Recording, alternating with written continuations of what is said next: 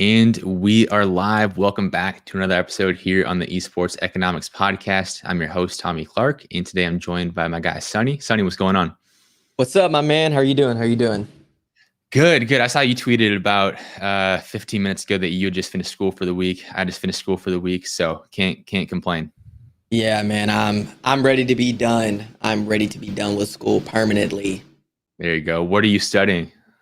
Right now, I'm studying business management with a minor in communications. I'm a senior at the University of Tennessee at Chattanooga. So, Okay, cool. Super senior. I've been there a while, but I'm ready to knock it out, dude. I'm so tired of school, man. I definitely feel you on that. I'm just started my fourth year. I'm probably gonna have to stay an extra quarter, so I transfer and all that fun stuff. But I totally agree with you. I cannot wait to be done, especially since I'm studying something that's kind of not super relevant to what I'm doing right now. Like I'm studying nutrition. That was something I was super into. Completely off. Yeah. I feel you, man. But how are you doing? How's your day going? I'm doing good, man. Tired of all the COVID. I'm getting over COVID myself. So. Oh shit. Yeah, so I had my girlfriend had got COVID the beginning of January. Okay. So I ended up getting it probably like January 4th. And then, went through all the stuff. And then now I'm just still dealing with like breathing complication stuff. So trying to get over that, just chilling, streaming, school, the normal, bro. There you go. Well, I'm glad you're starting to feel better. It's crazy. I mean, that could be a whole different conversation of taking it seriously or not taking it seriously. But like you said, January 4th, and it's the 29th. Like that is exactly, no joke. Bro. No, I used to underestimate it, bro. I used to not be so, serious about it myself, and then I ended up randomly getting it, bro. And it is the real deal, bro. It's the real deal. It'll put you on your butt, bro, for sure. Gosh, well, man, I'm glad you're starting to feel better at least. So there's that for sure. But now getting into the topic for today's show. I mean, first of all, for anyone who might not know who you are, this is their first time seeing you. Just give everyone an idea of who you are, what you do, and how you got into content creation. Yeah, for sure. So, what's up, guys? It's your boy Sonny the Gunny, baby. So right now I'm just a small content creator, man, just a streamer. I really focus on Call of Duty. I've loved Call of Duty since I've been started in COD 4. Took it very seriously, in around Modern Warfare 2. And I literally my whole end of my middle school to beginning of my high school, man, it was just nothing but Call of Duty. And that's literally all I did, eat, sleep, and drink Call of Duty, man. There you go. What got me into the competitive scene, that like really just sparked me was I just started doing competitive sniping. FaZe Banks, and another guy started a smaller style thing called Sniper Leaderboards. It was kind of like the game battles of competitive quickscoping. And I did that for about 2 years and just fell in love with it. Got addicted, honestly, like really bad addicted. Worked my way up there as a young little squeaker. And then I kind of just took a break, man, started doing sports in high school and took a long break. I didn't play any really CODs until Advanced Warfare again. Started doing game battles again, took another break for school, and then got back into it about the end of Blackout. And I started streaming a little bit, nothing serious at all, actually. It was just kind of every now and again. Then I got into the challenger scene in Modern Warfare 2. Not Modern Warfare 2, Modern Warfare. Started in the challengers. I went to Minnesota. Pretty sure I got COVID then as well. And then I went to Atlanta. And that was kind of the end of my whole challenger scene. My grandmother, who was basically my mother, passed away, and it kind of took a toll on me. So I just stopped competing. I kind of stopped doing every Call of Duty thing. I kind of would just play, and that would be like my go-to, what I would do to like get my mind off things besides like chilling with my girlfriend, of course. And I've always loved streaming and content creation. but I took a break. I was like, and then I wanted to get back into it at the beginning of Cold War. Yep. So I was, whatever. I was like, yeah, I'm going to do this, but I'm going to go ahead and try and build a community. So I'm going to start streaming.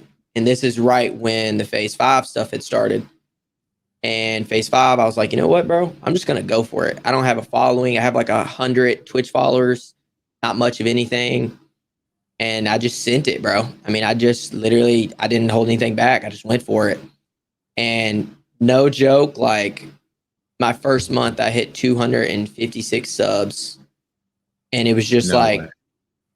within that first Yeah. week, it was just like all my friends from back home, my college friends, the people I'd met during challengers, the people I had met, in my community, just kind of like started showing me hella support. They were just like in my stream all the time, sending me text messages, just like go for it, go for it, go for it. And I ended up, building my average, building my follow. I gained like probably 200, 300 Twitch followers during that whole Phase 5 thing. And now I'm averaging like a little bit over 150 subs a month since then. And it was just like, even though I didn't make Phase 5 or the top 100, it just kind of sparked like a different grind out of me. So, I mean, now I'm really just, trying to do content creation, trying to be a Warzone streamer, but not only a Warzone streamer. I don't want to just be a content creator. I want to play in these huge tournaments. I want to do the competitive side of Warzone as well, because, I'm a competitive person. I've always done sports. I don't like to lose.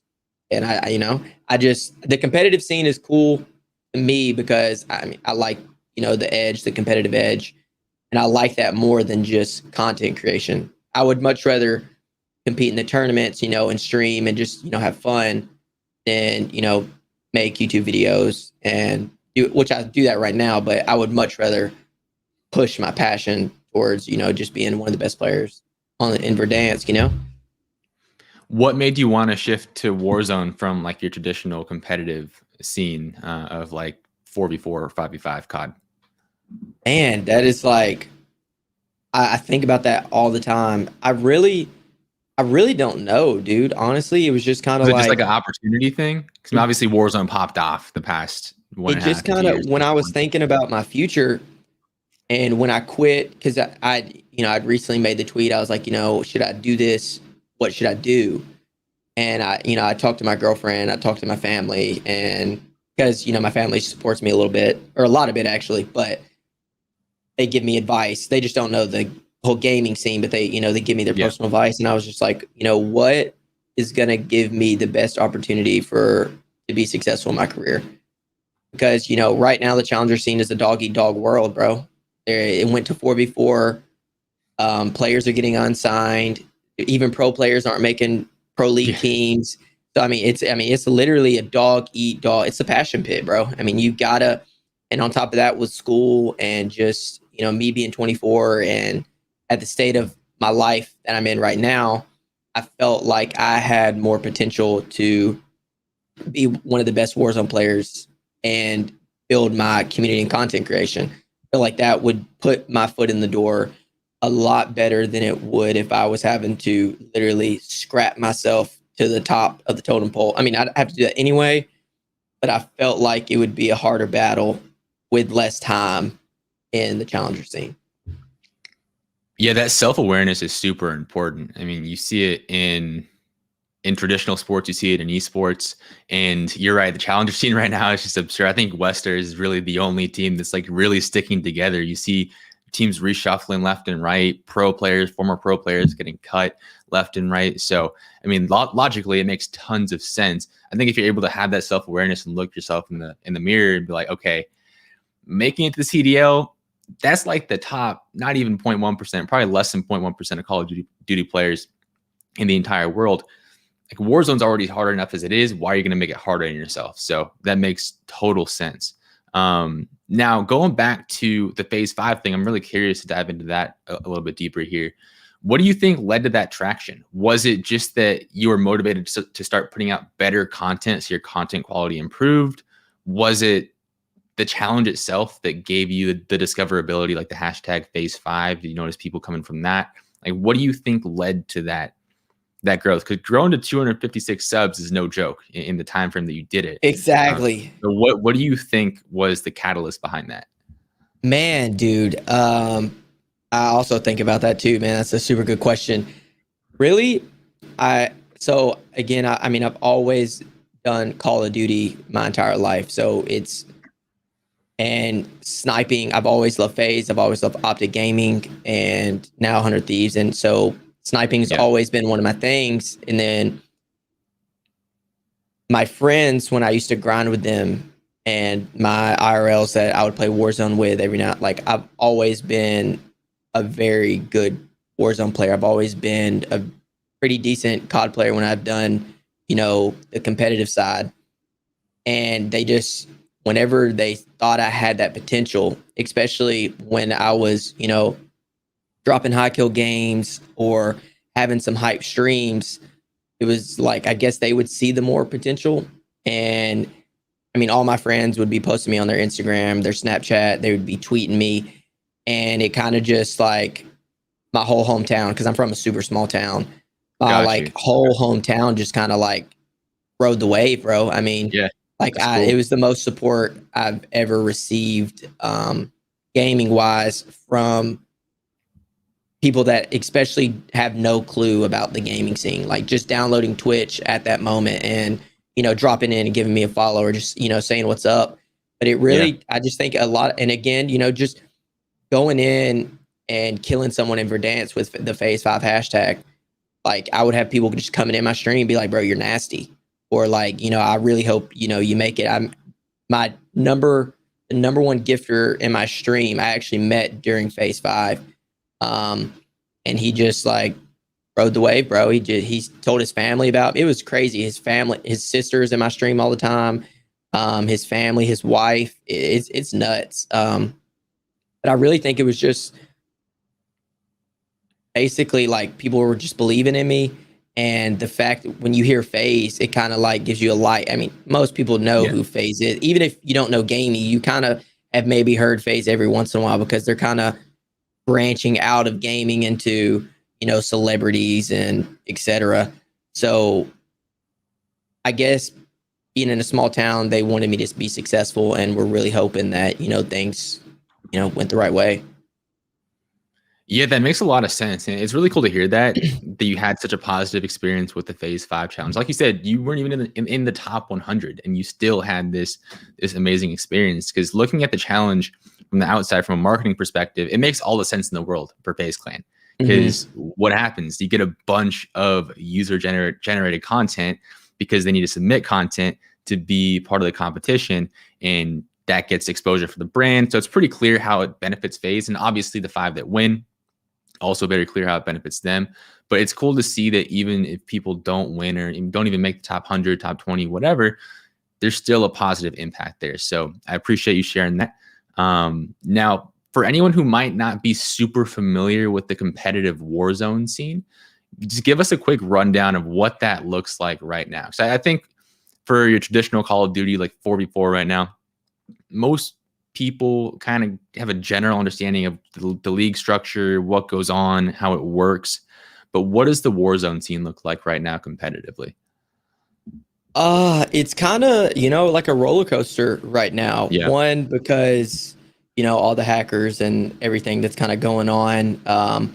People that are in the competitive scene also being exposed for cheating and hacks. And with there not being an anti-cheat, you don't honestly sometimes know who's cheating and who's not. So it's kind of tough. And at the same time, some of these big tournaments, the opportunity is with the people that, of course, from a marketing perspective, are going to bring them the most views. They're going to showcase, them. They're going to help build them. But it's tough, honestly, just because, again, it's kind of a dog eat dog world, bro. That's how I kind of look at it. But there's a bunch of opportunity. It's super fun, and there's different kind of things. Again, the Twitch rivals, the 250K. Cheater was exposed. A potential guy that they thought was a cheater was exposed. that led, with the whole Tommy situation, that was, dude, it changed his life. I mean, now he averages 600 viewers. He's at 1,500 subs. He started at 100. This all happened in a day. Got hosted by Aiden. Yeah.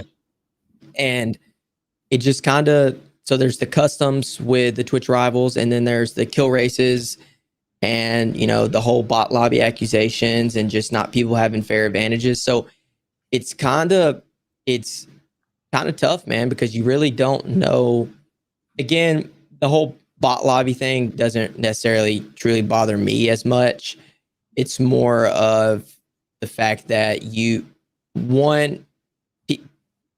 if you're educated in Warzone, you're educated in COD, and you know how it works, like, there's just no possible way, bro, that you have 5 KD and you're getting 10 out of 12 bronze lobbies. There's just no way. That just doesn't happen. No. So, I mean, if they would just admit it, I mean, I understand why they're not. One, because it's going to get tossed around when you spill the tea. And two, they're going to get less credited. Their records and their stuff are going to be less credible. But either way, if you drop a 60 kill game in a bronze lobby, man, you're still moving and grooving. Not anybody can just do that. There shouldn't be credit taken away from the type of lobbies you get. But, it's just, there's not a fair advantage, man. It's RNG. So you never know what you're going to get. You never know who you're going to come across. You're not going to come across the same people. So it's not like when you're in COD in a 4v4, you're on the same playing field. You're on, a mutual host or something, usually, depending on, if it's pro league or not. So you don't really have those type of, I guess, benefits in Warzone, unfortunately, right now. But hopefully Activision takes a couple positive steps in the right direction. Yeah, the situation you mentioned, I think it was last week with Tommy from 100 Thieves. Like, that's crazy that the dude now is averaging 600 viewers. You see that happen a lot. Like, when people get banned from Twitch, it almost always works out better for them. Yeah. It sounds like, I got banned, RIP. But whenever they come back, for example, Dr. Disrespect goes over to YouTube, absolutely crushing it. There was someone else who got banned too and came back, and again, it actually benefits them. So did it actually get found out that he wasn't cheating?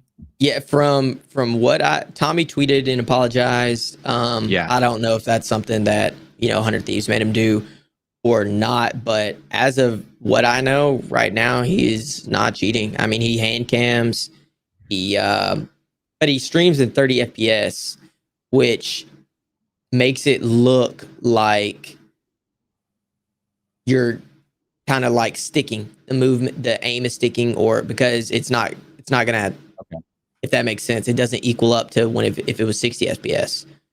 So it makes everything from the stream perspective look a little bit different than what it would from your normal eye. Okay. So in that situation, would it look more like you could possibly be cheating?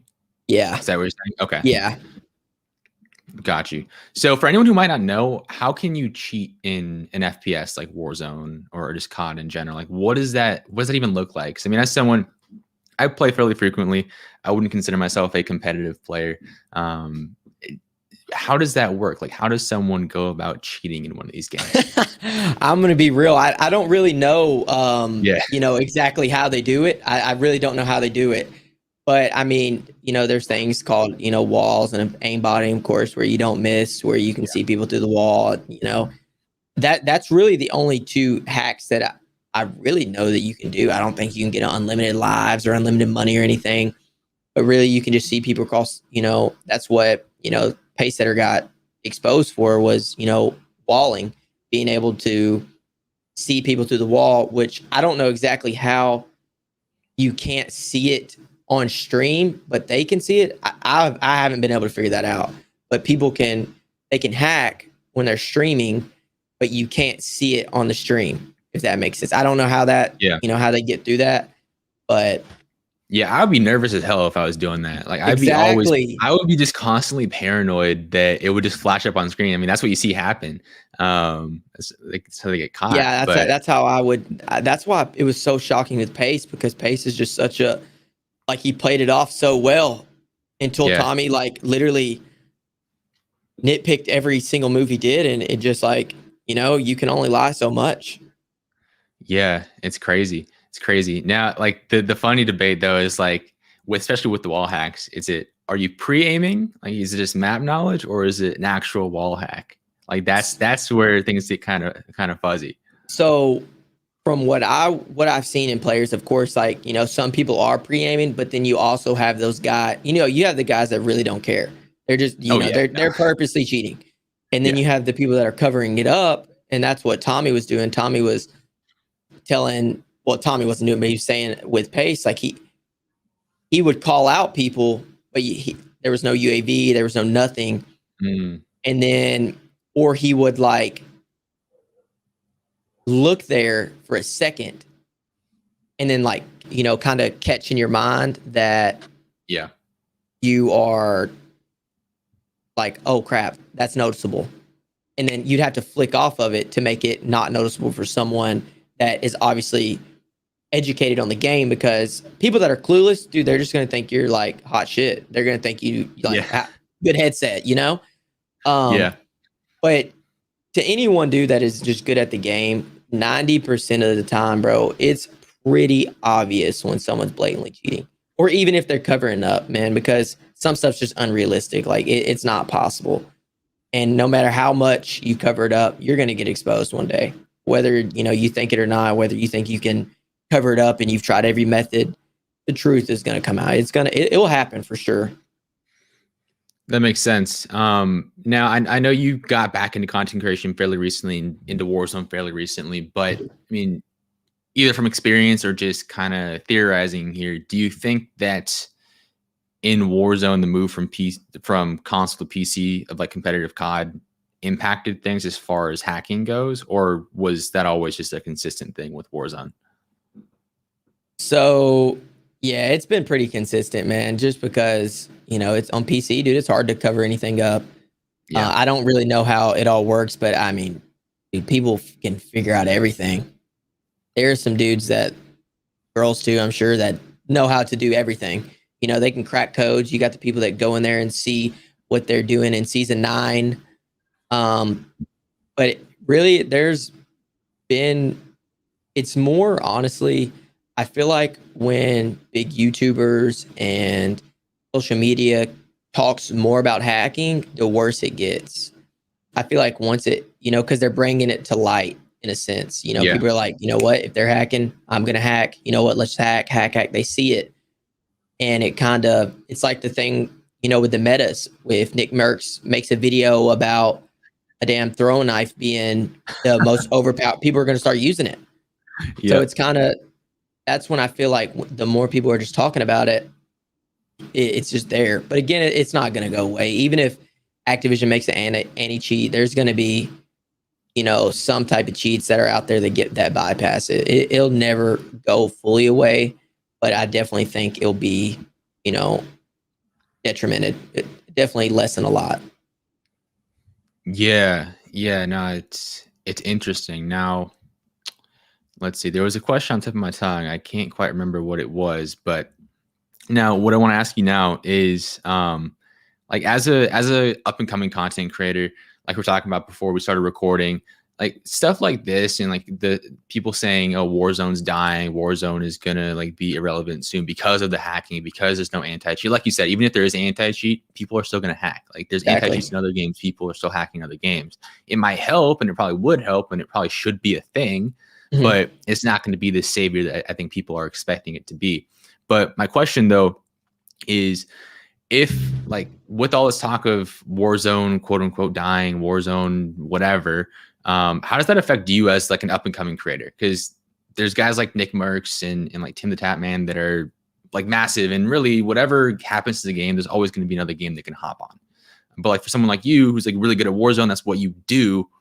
How do you think about that? Like if that were to potentially happen? It's kind of a loaded question. No, I understand. So at the same time, I really don't know if Warzone will ever die to the point that people are thinking. Because I mean, it's the same thing with Fortnite, man. It's exactly still, Warzone, in my opinion, is way better than Blackout. One of the best things to ever happen to Call of Duty, in my opinion. really skyrocketed the whole Call of Duty scene. I feel like more people are playing COD now than they ever have been. I mean, the facts kind of speak for itself with numbers wise. But, you know, again, what you were saying with Tim and Nick, like if they were to quit, if they were to stop streaming, it could go a little bit of not just stop streaming, but stop streaming Warzone. Yeah. Say it got to the point of no help. I think that it could go one or two ways. One, it could either benefit me because more people could either come across me because less people are watching that, and they're still stuck on Warzone. Same thing with Fortnite.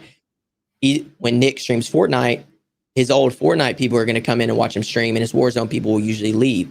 So it could go that way. Or people are just going to kind of die off of Twitch or die off of, Warzone because that's all they know. So it is a lot different. So I really don't know how exactly it would work because I think there's many different things that could happen. I want to say that if Warzone was to die off, one, I would have to decide on something else, that I would want to do for streaming because right now this is like Warzone has really kind of changed my life. Truly, it's put money in my pocket. It's given me a job that I love to do every single day. I don't even feel like it's stressful, of course, trying to think of content because I don't want to copy the same content that Swag and Nick and all them are doing, but because it's really saturated. But at the same time, you kind of have to, and you're going to make your own community, your own statements in that way. But it would definitely be stressful, for sure. I really, I bank off Warzone a lot, so hopefully none of that really happens. But I would definitely be affected. I would be worried for sure because I wouldn't know what would happen until it happened, if that makes sense. Yeah, definitely. I agree with you. Like, I don't think it'll die. It's the same thing with Fortnite. People are like, oh, Fortnite's dead. But if you look at the numbers, it's very clearly not dead. And especially now that I think they put 20 million or something back into like prize pools this year. So that's not going anywhere anytime soon. I feel like it'll be a similar thing with Warzone. I think it's just a matter of, will competitive Warzone be able to keep going? With like the anti-cheat stuff and all the other stuff they were talking about a few minutes ago, just like maintain that competitive integrity. I think if they're able to do that, it should be fine. But I'm just curious though, from your perspective, have you experimented with any other games, any other battle royales? Is there anything on top of your mind that would be an obvious next choice if, God forbid, something were to happen to Warzone? So I loved Fortnite, man. I loved Fortnite. Fortnite was awesome. I did a couple tournaments in Fortnite. I loved Fortnite helped bring out the competitive because honestly, Fortnite's probably one of the best games ever made. Again, is how I feel. So it really brought out a competitive side to me, but the skill gap there is just like if I would have to play hours and hours and hours to even get caught up to the worst of the competitive side. So what makes it different than other games? Like for example, Warzone or any other game for that matter. The building aspect, man. Like there's the IQ that you have to have in Fortnite is insane. Like it's not like COD. I mean, one, you have to do your rotations. Two, mats, materials, your weapon choice, your ability to, like the bouncers and the different kind of things that come in the game, that the shock waves, the small pots. You don't really have those in Warzone. You have shields, of course, but it's way different, man. Fortnite competitively now, I feel like is one of the hardest games you can possibly play. Whenever they focused on the building mechanics and people just started getting really cracked. Yeah. And now, I mean, bro, even if you go in the pubs, bro, you're going against a 6-year-old dude that can hit you with a triple 90 in like 30 seconds.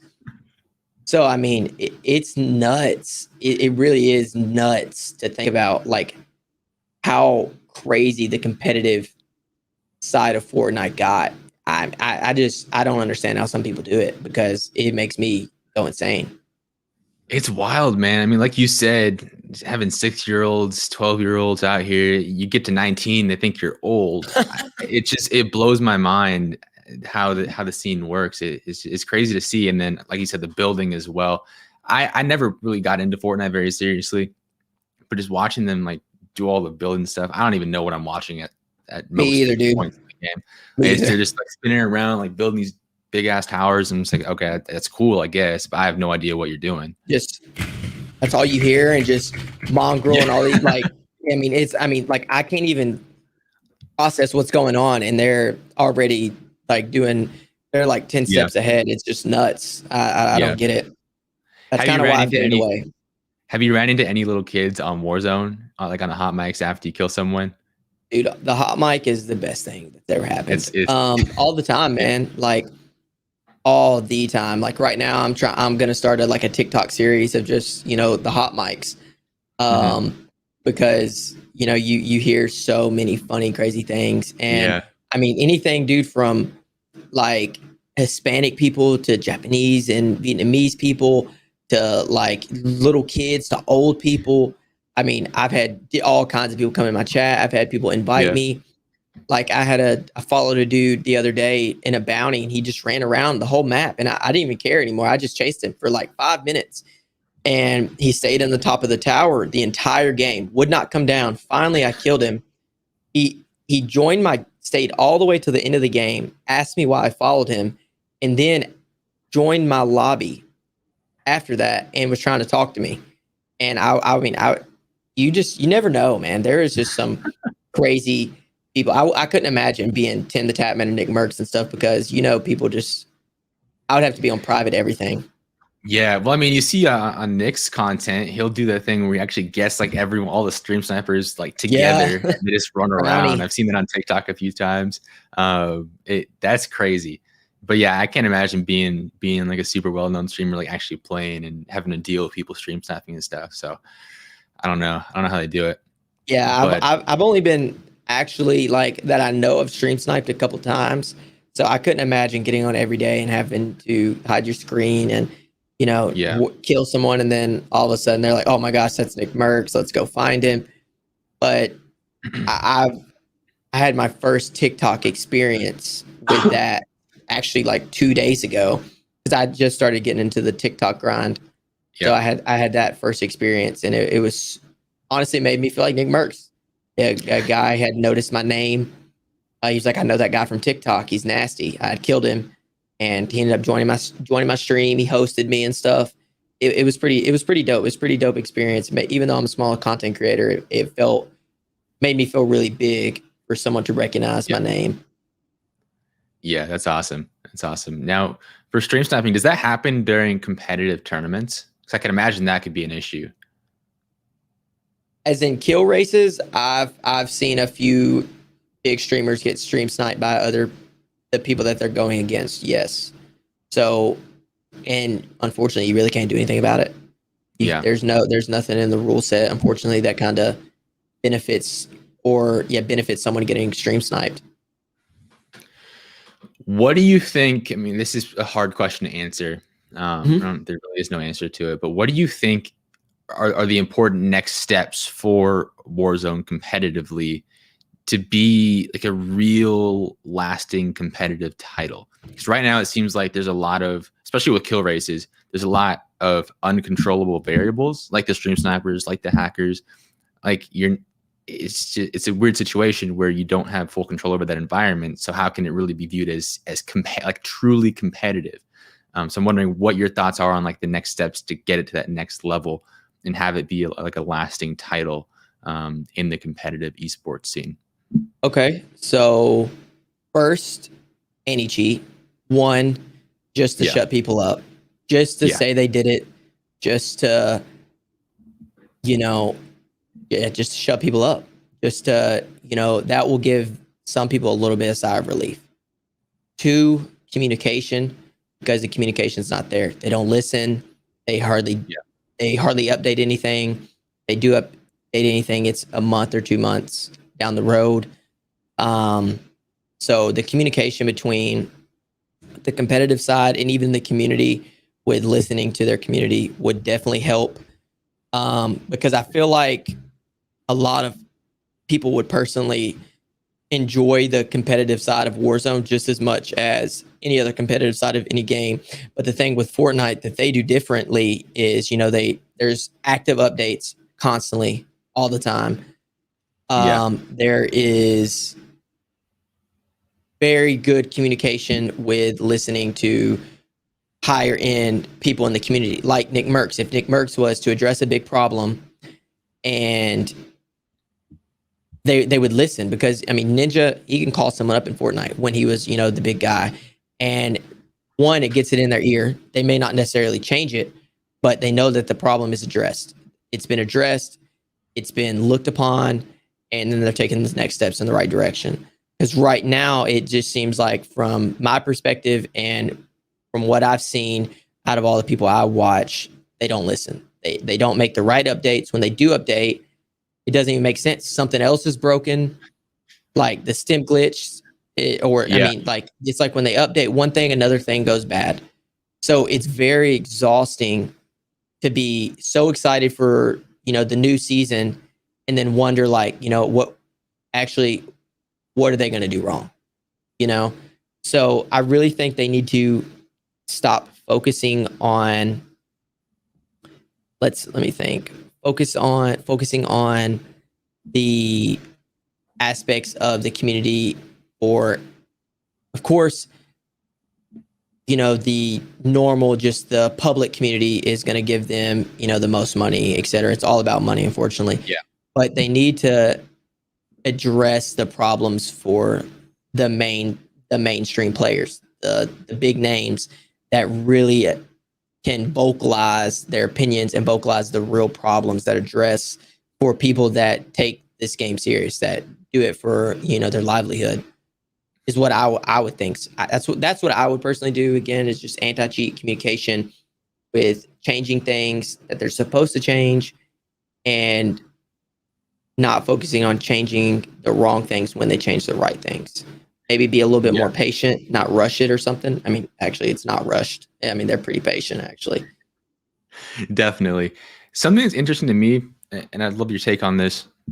Do you think there's anything in Warzone that, from a competitive standpoint, you guys would love to see changed, but would actually harm the regular, just public, general Warzone community? Like, for example, with traditional competitive CoD, skill-based matchmaking in pub matches is like the bane of everyone's existence right now. And from Activision's perspective, it's pretty clear why it makes sense, because it makes the experience for the less experienced player better and keeps them in the game for longer and makes them more money. Like you said, that's very important. And I know SBMM is a thing in Warzone, but is there anything else that is just like bugging you and like the rest of the community that they haven't changed that would actually affect things for the rest of the population? Because like with the stim glitch, that affects everyone. That's not like that's not a competitive advantage or anything. So I'm curious for your take on that. I personally think skill-based matchmaking, honestly, that is my personal take, just because, like, I ran a bunch of tests, dude, for about 4 or 5 days, trying new things. And yeah, it is for sure a thing that you can bypass skill-based matchmaking. I know that for a fact. I do not care what anyone thinks. I have the proof in the pudding. How does someone go about doing that? Truthfully, what people say, man, just VPNs and whatever location, the G word location. Just changing your location, things like that, man, will affect ping latency.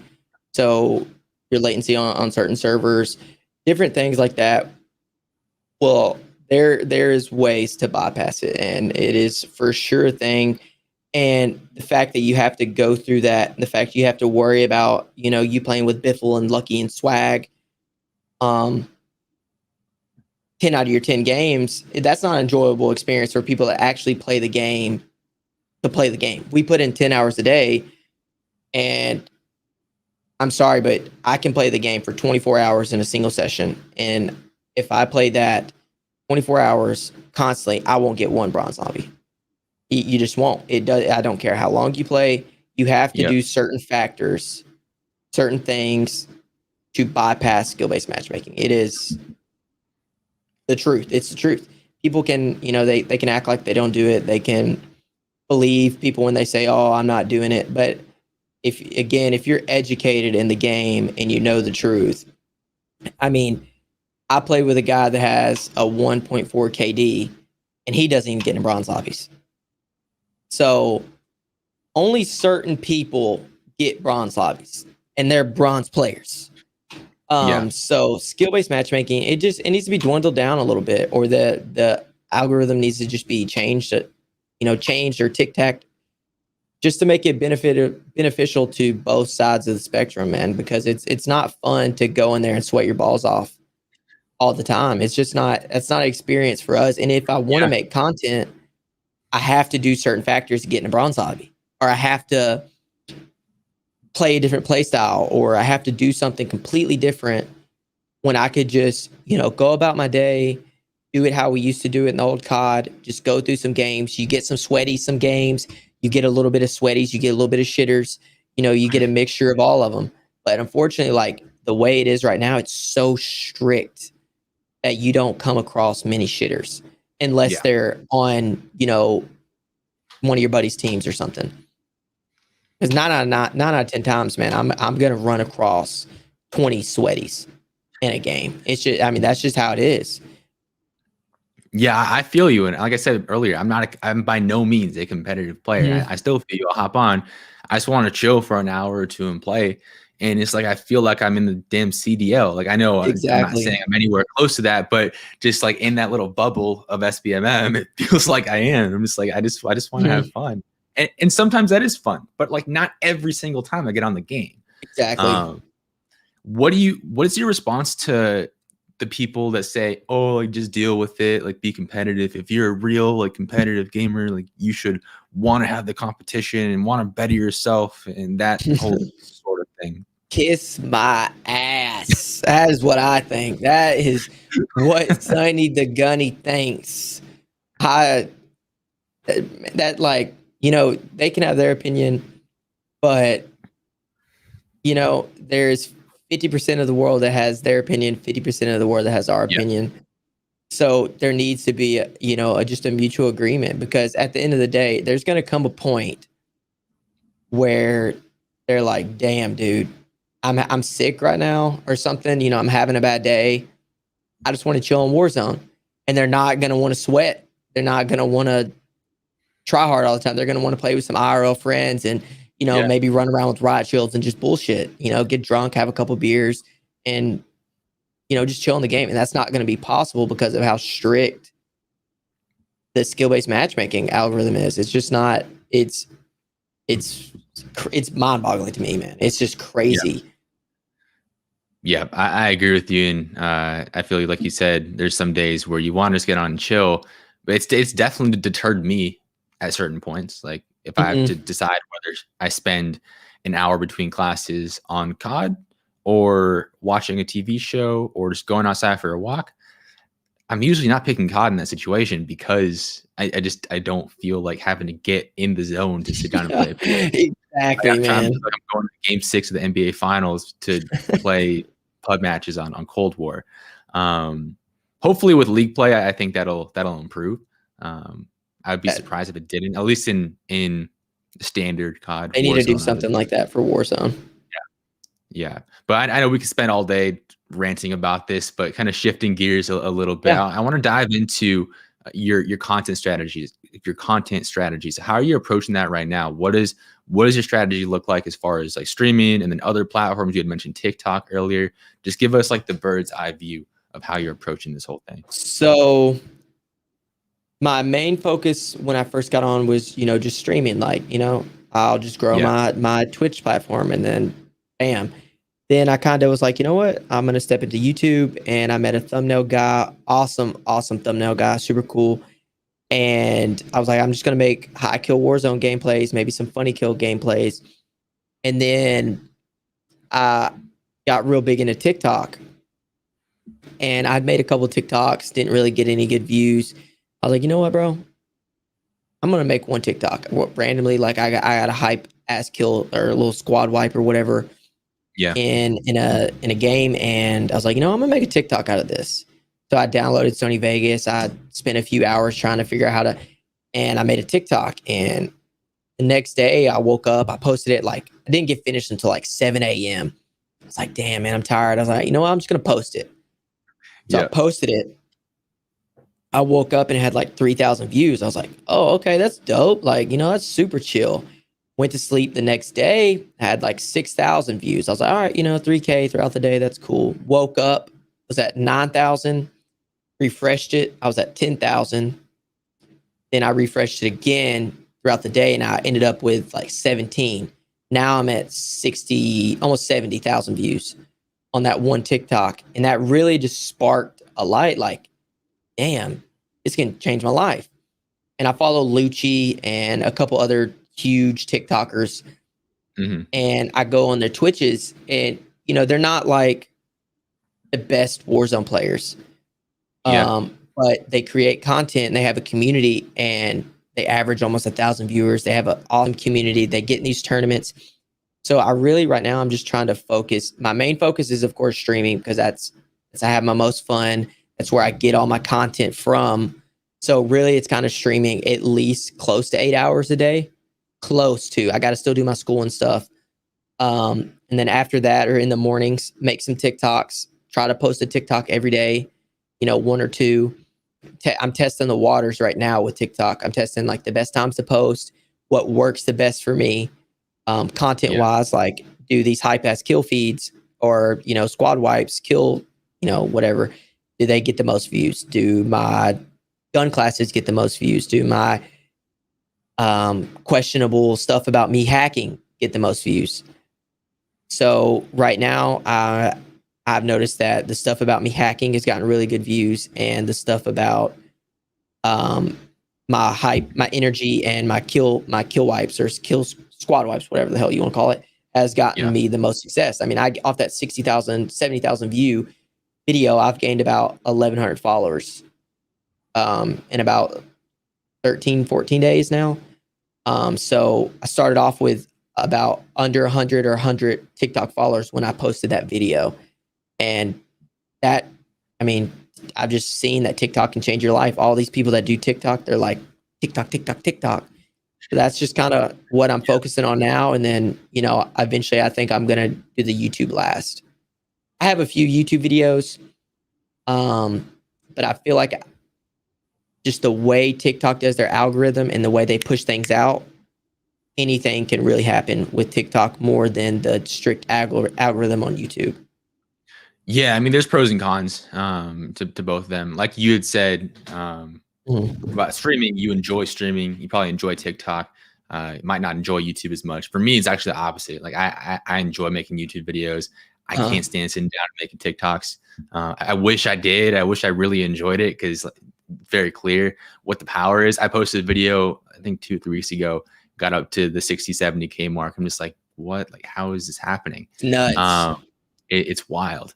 But with that, though, a common concern people have with TikTok is like potentially struggling to convert those views into meaningful community members. Like you had said, you're trying to Mhm. build this community. And I love that approach. What have you found so far as the ability to turn those view numbers into viewers on Twitch and like being able to move them between platforms? Have you had any success with that so far early on? So yeah, so I have gained probably about 20 to 25. I'm still trying to figure part of that out, and I think I've got a few ideas and a few things Yeah. that I've noticed throughout other streamers. But I gained about 25 Twitch followers in about, you know, 10 days since I posted that 70K video. Yeah. And um I've gained probably like 25, 27 subs from them. Um, you know, one guy, he's in my stream all the time. His name's Sneakerhead Phil. He was the first ever TikTok follower that I got. He's gifted me like probably 15 subs, Oh, no way. 10 subs, yeah. and I've got a couple more frequent people that come in from TikTok that chill in my streams while I'm doing Warzone. So, and I've actually been asked that question a bunch from people that I talk to TikTok about, and that is a tough problem, is trying to get them to convert. But I think once you build that following, once your videos start getting to a certain point where the minimum's like 100K views, you start growing. They're going to want to come to your streams because they're like, oh wow, this dude's putting numbers, and numbers means everything to people. Like, it don't matter who you are. If you can literally be a no one and you have $100,000 or 100,000 viewed video, people are going to want to check you out. They're going to want to see what all the hype's about. So just having those impressions of people to come in my stream, not necessarily follow, but just even come in my stream, is something that I'm just trying to work on as well. But it is tough, but I got a few things up my sleeve. Sure. So I think it's just adding small things, into your videos that kind of incorporate people wanting to check out your Twitch. Yeah, that was actually going to be my next question. Is there anything you do in your content or in the way you structure your profile on TikTok to incentivize or encourage people to go over to that different platform? So I think a lot of people, and by default, like you said, if you're racking up hundreds of thousands of views on a consistent basis, some of those are going to filter over to your bio. You have your Twitch link in your bio. They're going to filter over to Twitch. So that's going to happen. But is there anything you're doing to like make an active call to action during a video saying like, hey, I'm live right now, or hey, I'm going to be live at this time? Have you found that to work at all for you? So I have done, you can't go live until you get 1,000 followers on TikTok. Yeah. So I finally did my first live. I only did it for about 5 minutes. I had 11 people come in. A couple people talked to me. So going live is a big factor in helping growing a community to translate over to your Twitch. One, it's going to help people grow into to be actives in not only your TikTok, but possibly your other platforms. But I also want to do, when you do a YouTube video or someone posts a YouTube video and it's like the thing pops in and it's like click and it show their platform, like their Twitch, Sunny the Gunny, click follow, or like when you click it, it says followed. That makes sense. Yeah. So I want to incorporate a lot of those in my videos. I want to incorporate a lot more videos of me being like, hey, well, I'm doing this on my Twitch on this day, or hey, I'm playing with this person on this day. Make sure you tune in for some kick-ass gameplay or a 45 kill game, something like that, to get people to trans over and be like, damn, clickbait. And some things got to be clickbait. Oh yeah, you got to clickbait their ass. You just got to. So figuring out methods like that, man, clickbait and stuff, and incorporating the small things that I said. Yeah, no, I agree. And the whole clickbait thing, if you're not clickbaiting to some degree, you're kind of doing it wrong, because you have to, as long, like, I feel like it's not clickbait as long as you deliver on the other side of it. So if you say, all right, we're going to be getting some high kill gameplay, and you get high kill gameplay, it's not clickbait. I mean, it's a good headline. It's a good call. It's a good hook, but you're not like clickbait anyone because you're actually delivering on that promise. But I think a point that stood out to me in that explanation was the fact that you're giving people a reason to go tune in. What I see a lot of people do whenever I get stuck on streamer TikTok on my For You page, it's all just like, hey, I'm live now, come watch, without any further context, without any other attention grabber. Just like on TikTok, you need to have that hook be something that's catchy. If you're trying to move people from TikTok to a different platform, so it's a live stream, which you have to commit a decent amount of time to, you want to have that sort of reason for people to watch. So I like that you had mentioned, I'm playing with so-and-so. That's a good thing. The high kill gameplay, like anything else you can do to give people a legitimate reason to watch. And then once they're there, build that community, and hopefully they stick around if you do a good job of that, which it seems like you. Yeah, no, most definitely. And like you said, when I get stuck on my streamer page, it's the same stuff, man. It's boring. Bro, have you seen that sound? Have you seen that sound? I don't know what the name of the song is, but it's the thing where people put their stats on the screen, and it's like like the average viewer count, Yeah, whatever. yeah, Like, and people do things like I follow this one guy, or I don't follow him, but I used to see him all the time on my For You page. It's like my parents are only giving me a week or a month left to get partnered. I'm like yep, I average 20 viewers, or now I'm at 46 viewers. I need your guys' support. Make sure you come. And it's like this whole guilt type thing. Like yeah, I don't want when I want to be thought of, like when I want to look back, hopefully on this possible success in my career, I want people to look back on like, dude, this dude, one, he's good as fuck. Two, his energy is unmatched. Like his energy is different than a lot of streamers. He has no filter. He yells obsessively.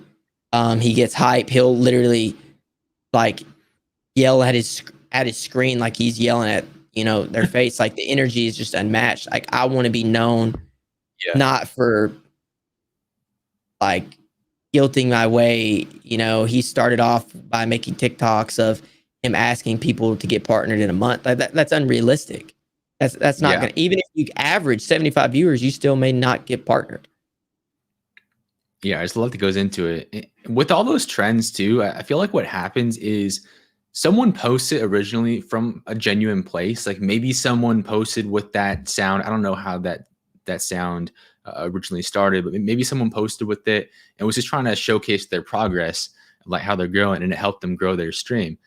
And then everyone else sees it, and then everyone starts doing it. And then once everyone starts doing it, it's probably not going to be very effective. So yes, streamer TikTok can be a great place, but it can also be a very Exactly. interesting place. But with that approach to your content, though, you were saying very high energy, no filter, like always on. Have you ever struggled with that at any point? Of like days where you wake up, you're just like not feeling it. The energy's just not there. Like, have Yeah. you ever struggled with that being like one of the main pillars of your content? Yeah. So especially with COVID and just, those days, just because truthfully, like, not going to give, the whole world my whole entire backstory, but just like growing up wasn't the easiest. My life right now isn't the easiest. I'm still dealing with the death of, my mom being super hard on me. So, like, of course, those are those days sometimes where I let it get to me. And it's tough, but when I have people come in my chat, or like when I have people come in my chat, it kind of makes streaming and that getaway a lot easier. Just because, my mind's kind of off of that. And if I'll think about it, or if something,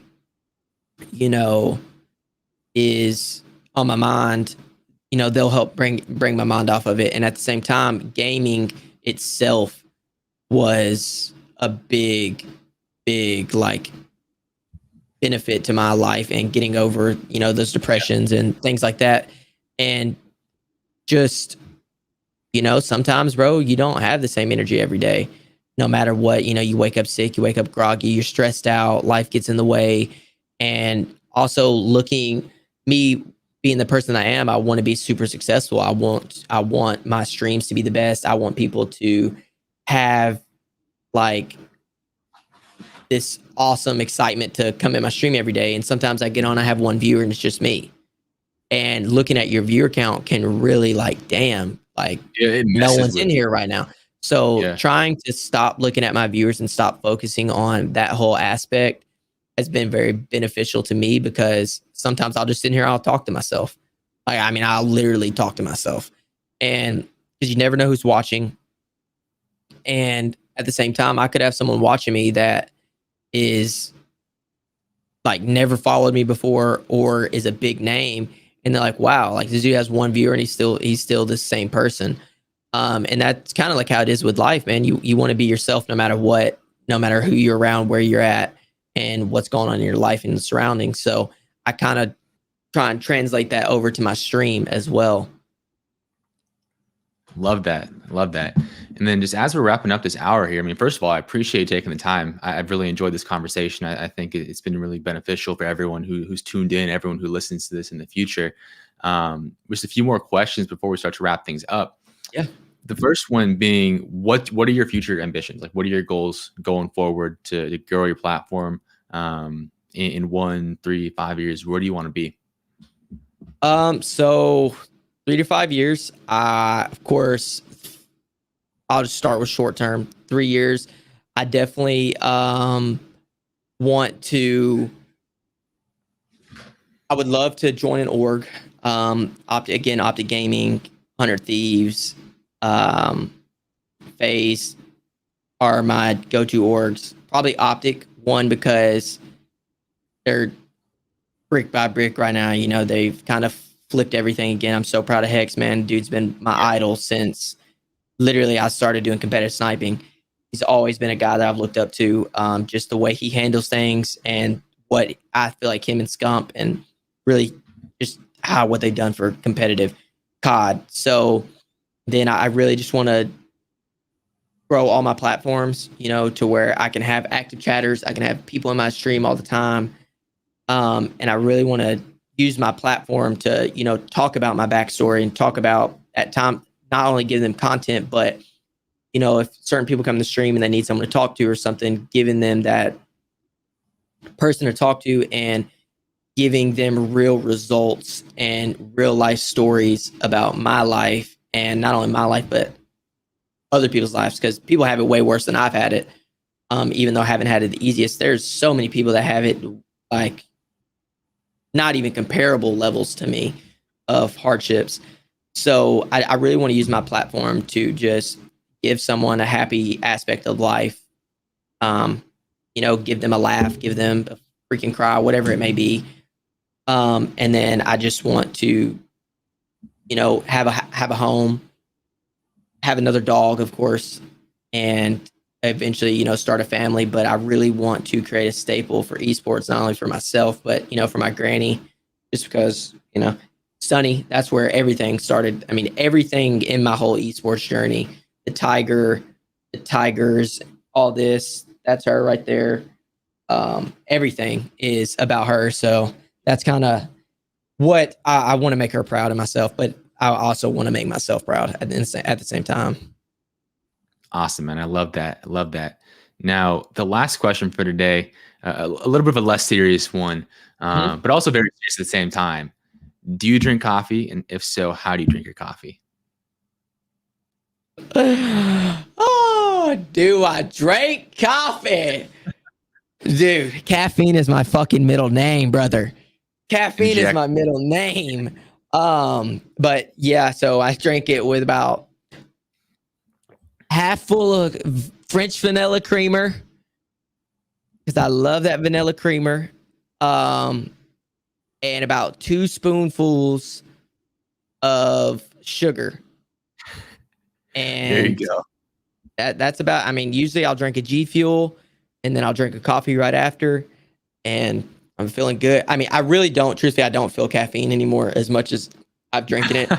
And that's no joke, but I think it's like a mental thing. I think it's like I feel like I'm cracked out, even though I'm not.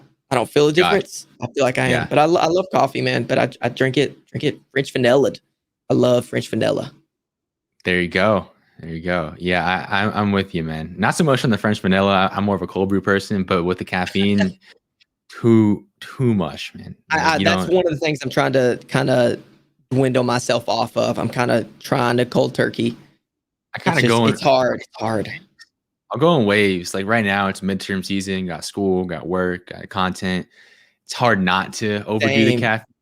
So I mean, during the summer and during breaks and stuff, I kind of dial it back, because, like you said, you legitimately do build a tolerance. So like, I don't care what anyone says. I know people that don't.